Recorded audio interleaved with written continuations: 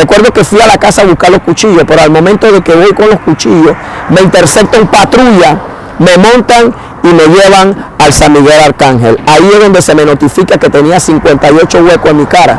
Hermano, yo nunca había visto cosas así, hermano. Yo recuerdo que los que me cosían me ponían una toalla y la sacaban llena de sangre, la torcían, la botaban, me ponían otra, porque me tuvieron que coser a lo vivo. ¿Por qué me tuvieron que coser a lo vivo? Porque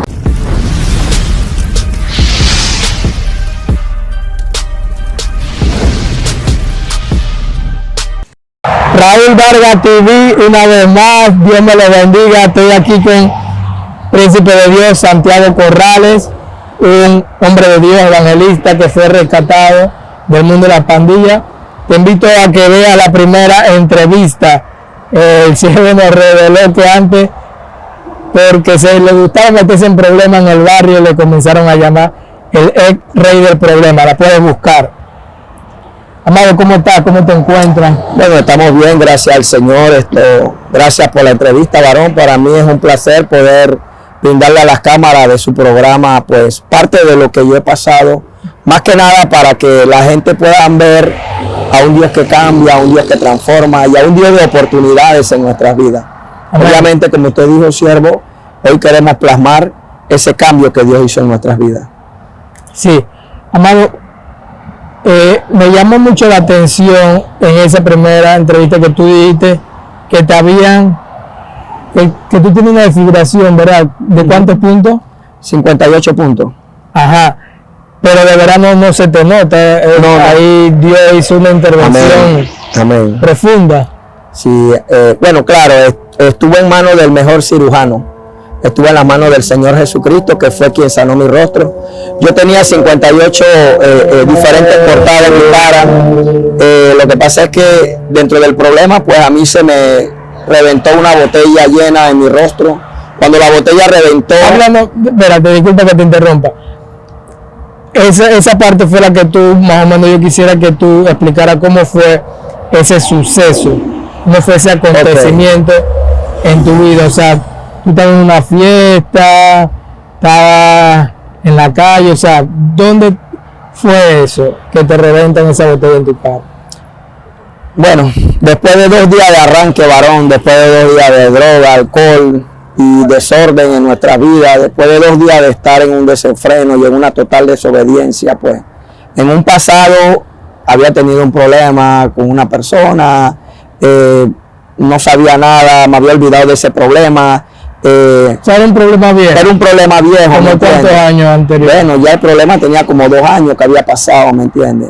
Pero tú estabas normal. Exacto. Pero ¿qué resulta después que cuando se dio esa noche de la situación, yo no entendía por qué había pasado, ya que era una persona que yo no la conocía, no sabía quién era, yo nunca había tenido problema con ella. Pero fue en un parque, en una... Fue en un arranque, estábamos arrancados desde la noche anterior, sí, en una casa. De repente yo llegué a esa casa y seguí mi arranque porque ya yo venía de otro lugar, seguí mi arranque, llegó el día, seguimos tomando. De repente yo veo que la persona se me acerca, pues, y si me da palabra la persona me agredió, yo no entendía. Después me di de cuenta claramente de que la persona, pues, parece que era familiar de una persona que había tenido problemas conmigo en el pasado, pero yo no sabía, no lo relacionaba, no lo conocía en realidad. Bueno, se dio el hecho. ¿El problema así del pasado? ¿Qué tú le habías dicho a esa persona? Bueno, lo que pasa es que en el pasado, pues, yo tuve una situación con uno de los familiares de él. Exactamente, en un pasado, pues tuvimos, ya hacía parte como 2 años, habíamos tenido una situación. La persona, por cosa del destino, pues partió de este mundo, y de repente parece ser que bajo esa situación, después de cierto tiempo, el cuñado como que sintió, pues, como yo había agredido al familiar, como pienso yo que quiso como tomar represalia por ese evento, pues. Quizás asumo yo, porque yo nunca había tenido problema con él. En eso, la bebida y eso. Exactamente, puede que haya sucedido, pero lo que yo puedo entender es que mi maldad me había alcanzado. Mi maldad me había alcanzado porque la Biblia... años después. Exactamente, porque la Biblia dice claramente que uno recoge lo que siembra. La ley de siembra y cosecha dice que tú vas a recoger tarde o temprano lo que hiciste.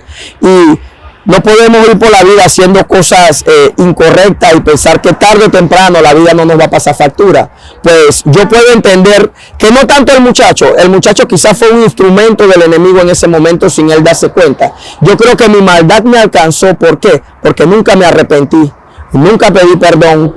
Y como había hecho tantas cosas y nunca me había arrepentido, no era cristiano en ese tiempo. Recuérdate que te decía que venía de un arranque de 2 días.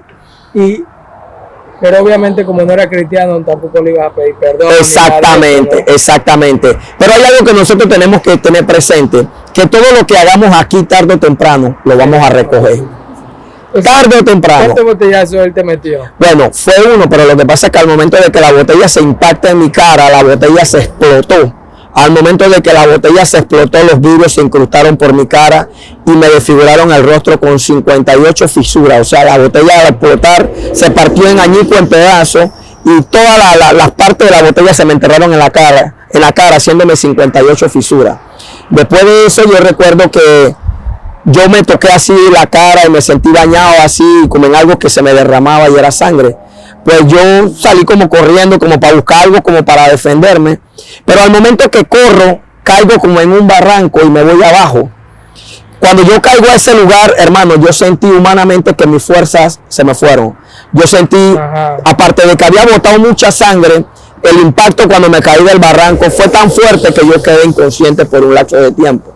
Después de un tiempo me despierto porque el sol empieza a pegarme en el rostro. ¿Y el golpe fue así en la noche o fue de día? El golpe fue amaneciendo. Cuando se dio la situación ya era prácticamente la mañana, porque en el tiempo del mundo uno le daba la vuelta al reloj y a uno no le interesaba la hora que fuera. La situación se dio prácticamente en la mañana. ¿Nadie se dio cuenta que tú te caíste en ese barranco? No, porque al momento que él me agrede yo salgo como con la intención de buscar algo para defenderme, pero al momento de que voy en esa búsqueda, sin darme de cuenta porque estaba medio mareado por el golpe, caí en un hueco y me fui abajo de un barranco. Cuando me voy abajo del barranco quedo inconsciente por un lapso de tiempo. No sé qué tiempo estuve inconsciente, solo sé que cuando el sol me cegó, me pegó fuerte en la cara, me levanté y en ese momento me vi lleno de sangre, con huecos por todos lados de mi rostro, y cuando me miré la ropa, parece que al momento de caerme del barranco habían como quemado la hierba y la hierba había rasgado mi ropa por todas partes. Y cuando yo me miro la ropa, tenía toda la ropa cortada, mi cara toda ensangrentada, con huecos por la cara por todos lados. Y yo le voy a decir algo, hermano. De verdad yo sentí que me iba a morir en ese momento.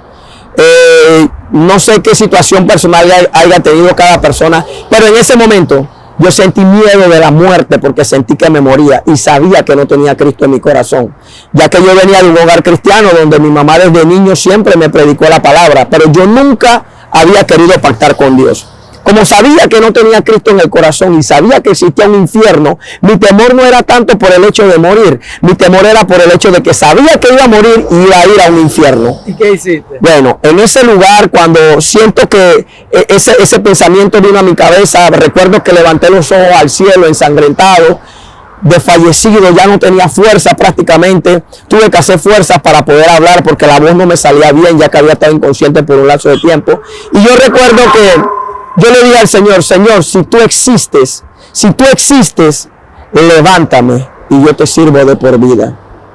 En ese momento recobré fuerzas, me pude parar, pero sin entender lo que Dios había hecho en mi vida, me dirijo entonces hacia un hogar donde me conocían, a buscar los cuchillos para volver a buscar al muchacho que me había agredido.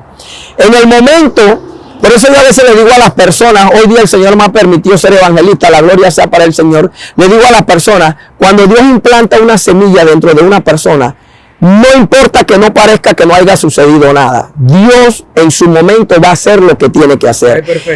Amén, correcto. En ese momento, esa palabra impactó, lo que yo le dije al Señor impactó mi vida porque yo sentí que hubo un cambio, pero no pude discernirlo porque era una persona carnal, humana, no estaba en la iglesia. Recuerdo que fui a la casa a buscar los cuchillos, pero al momento de que voy con los cuchillos, me intercepta un patrulla, me montan y me llevan al San Miguel Arcángel. Ahí es donde se me notifica que tenía 58 huecos en mi cara. Hermano, yo nunca había visto cosas así, hermano. Yo recuerdo que los que me cosían me ponían una toalla y la sacaban llena de sangre, la torcían, la botaban, me ponían otra, porque me tuvieron que coser a lo vivo. ¿Por qué me tuvieron que coser a lo vivo? Porque estaba endrogado y alcoholizado. Y cuando la persona tiene alcohol y droga no pueden poner la anestesia porque puede matarlo. Entonces tuvieron que coserme a lo vivo. Hermano, eso fue terrible. Me cosieron así como Frankenstein. Yo salí, recuerdo que yo salí de ese quirófano como Chucky, el muñeco diabólico, hermano. Con suturas por todos lados. Inclusive recuerdo que el que me conocía decía, muchacho, pero cuántos huecos te hicieron a ti en la cara. Y me hicieron 58 puntos en mi rostro. Yo recuerdo que yo salí de ese lugar, hermano. Salí muy herido, salí golpeado. Pero ¿sabes qué? Esto me llevó a reflexionar. Esto me llevó a pensar en el Señor. Porque ¿sabe qué? Comprendí que tarde o temprano lo que hacemos nos va a alcanzar. Yo no quería buscar a Dios. Yo no quería saber nada del Señor. Y aunque había estado preso en más de 8 ocasiones, nunca había querido aceptar a Cristo en la cárcel. Porque yo decía que yo no iba a buscar celda de varón para esconderme de los problemas o para no pagar impuestos a otro hombre. Yo no quise nunca a Dios en la cárcel. Después de eso tú cambias, o sea, tú piensas bien, hecho... Claro, te explico por qué creo que fue eso lo que cambió mi vida. Porque después de ese momento, como yo le hice la promesa a Dios, si tú me levantas, yo cambio. 2 días después, yo estoy en mi casa. Y llega el pastor de la familia, el pastor de mi mamá, donde mi mamá se congregaba, no yo, porque... Estaba herido. Exacto, yo todavía estaba desfigurado en el sillón de mi casa, recuerdo.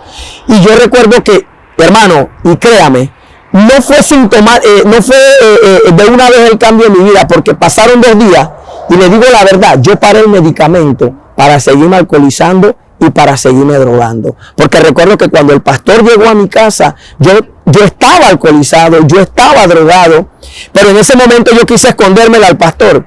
Y el pastor, el pastor de mi congregación, ¿cómo se llama? Se llama Elías Rangel. Respeto y lo quiero mucho a mi pastor, ha sido mi pastor casi por 17 años. Obviamente esto... Amén. Me encuentra así. Él era el pastor de mi mamá, no mío. Entonces ya él había venido en otras ocasiones para orar por mí. Yo lo había esquivado. Pero ese día no pude escondérmelo porque me agarró en la sala. Y él me dice, Santiago, quiero orar por ti. Y yo le digo, bueno, dale, pastor. Y le di la oportunidad al pastor para que hiciera la oración en mi vida. Yo acepté a Cristo como mi Salvador. Yo tenía muchas cosas en mi mente. Lo primero que yo pensaba, como muchas personas humanamente, voy a vengarme. Voy a tomar... ¿No intentaste? No, porque en ese momento, acuérdense que le dije que eso fue rápido. 2, 3 días después vino mi conversión. Y lo que yo había pensado que iba a ser, lo que yo había tornado para mal, Dios empezó a tornarlo para bien en mi vida. Llegaste, príncipe, ya después que te conviertes y eso, encontraste con esa persona, decirle, oye, ya amén, por eso. Exacto. Vino una parte muy difícil en mi vida, hermano, y quiero que aprendan un poco sobre esto. La Biblia dice que el que se exalta será humillado, pero también la palabra dice que el que se humilla será exaltado. Yo pude comprender que yo en mi arrogancia, por no querer pactar con Dios, por no querer buscar al Señor, por no querer hacer las cosas bien, tarde o temprano mi maldad me alcanzó y pagué las consecuencias de mi desobediencia. Porque quiero decirle algo, hermano, puede que usted se escape de la justicia, puede que usted se escape del juzgado, de la fiscalía, puede que de repente se vaya libre en un indulto, pero de las manos de Dios nunca nos vamos a zafar. Porque la Biblia enseña claramente que lo que nosotros hemos sembrado en nuestras vidas, si no hay un arrepentimiento sincero, tarde o temprano lo vamos a cosechar. Y lo que yo pude entender, que mi maldad me alcanzó. Mi maldad me alcanzó y comprendí que el único que podía romper esta maldición en mi vida era Cristo. Acepto a Cristo en ese lugar, recuerdo en la sala de mi casa, bien drogado.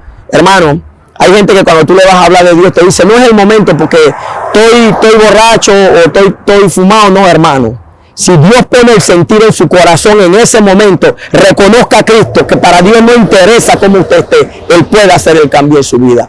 Él ni lo hizo drogado y alcoholizado, también lo puede hacer en tu vida. Ese día hice la oración, pasaron 2 días y recuerdo que empecé a congregarme, pero fue cuando vino la presión más fuerte de mi vida, porque entonces a veces veía al muchacho y le digo humanamente, quería vengarme. Pero recordaba que le había hecho una promesa a Dios donde iba a dejar todas mis cargas delante de Él. ¿Sabe por qué sucedía esto, hermano?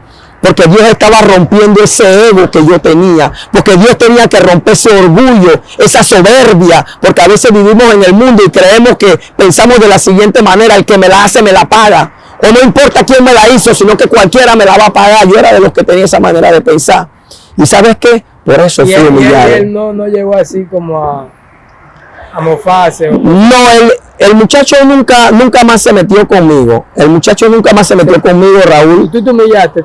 Claro. ¿Le dijiste algo? Obviamente viene la parte difícil. Recuerdo que una vez montándome al busito donde yo vivo me lo encontré. Y él me habló como si nada hubiera pasado. Hermano, en ese momento yo me sentí molesto. Humanamente me sentí molesto. Y le dije al Señor: Señor, dame fuerzas, Padre. Más o menos dramatiza eso.